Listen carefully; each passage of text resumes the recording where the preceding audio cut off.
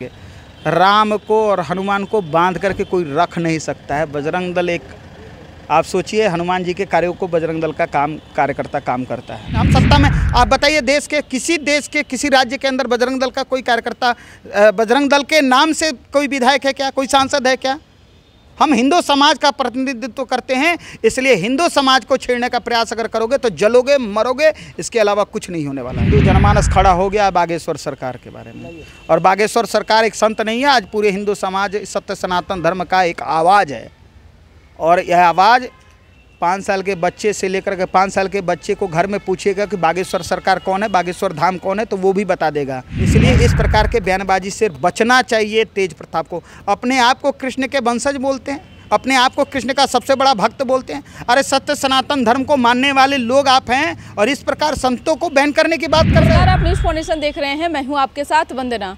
बिहार में बजरंग दल को नहीं आने देंगे, ऐसा बिहार के मुख्यमंत्री नीतीश कुमार ने कहा है। हमारे साथ बात करने के लिए हैं बिहार झारखंड के संयोजक बजरंग दल के जन्मेजय जी। क्या कहना चाहेंगे, नीतीश कुमार के इस बयान को कैसे देख रहे हैं? देखिए, नीतीश कुमार बिहार के मुख्यमंत्री हैं, खास करके ऐसे बयानों से तो उनको बचना चाहिए, क्योंकि वो एक तरह से राजनीतिक स्टैंड है इस प्रकार के बयानबाजी करना। अभी कर्नाटक की सरकार ने भी कर्नाटक की सरकार कर रहा है, कांग्रेस वहाँ चुनाव लड़ रही है, और कांग्रेस के मैनिफेस्टो में भी ये लाया है कि बजरंग दल पर बैन करेंगे। राम को और हनुमान को बांध करके कोई रख नहीं सकता है। बजरंग दल एक, आप सोचिए, हनुमान जी के कार्यों को बजरंग दल का कार्यकर्ता काम करता है। इसलिए किसी को बैन करना अपने आप को समाप्त करने के बराबर और कुछ नहीं है। चुनाव है, चुनाव से पहले तमाम हथकंडे अपनाए जा रहे हैं राजनीतिक पार्टियों के द्वारा, और जिसमें कुछ दल भी शामिल हैं, जिसमें आपका भी बजरंग दल भी आता है। नहीं, आप किसी को समाप्त करने की बात कोई अगर कर रहा है तो मैं तो खुली चुनौती देता हूं सरकार में ऐसे बैठे लोगों को, एक बार बैन करके दिखाओ। हम कोई राजनीतिक संगठन के लोग नहीं हैं कि राजनीति करने के लिए, सांसद विधायक MP बनने के लिए हम किसी प्रकार के बातों को लिए और कानून से छुप नहीं। विपक्ष क्या है? हम तो कोई राजनीतिक संगठन नहीं है मैडम, बहन जी। मैं कोई राजनीतिक संगठन का व्यक्ति नहीं हूँ। हिंदू समाज का संगठन है विश्व हिंदू परिषद, विशुद्ध रूप से सामाजिक धार्मिक संगठन है और कुछ नहीं है। इसलिए विपक्ष वगैरह कुछ, हम सत्ता में, आप बताइए, देश के किसी राज्य के अंदर बजरंग दल का कोई कार्यकर्ता, बजरंग दल के नाम से कोई विधायक है क्या, कोई सांसद है क्या?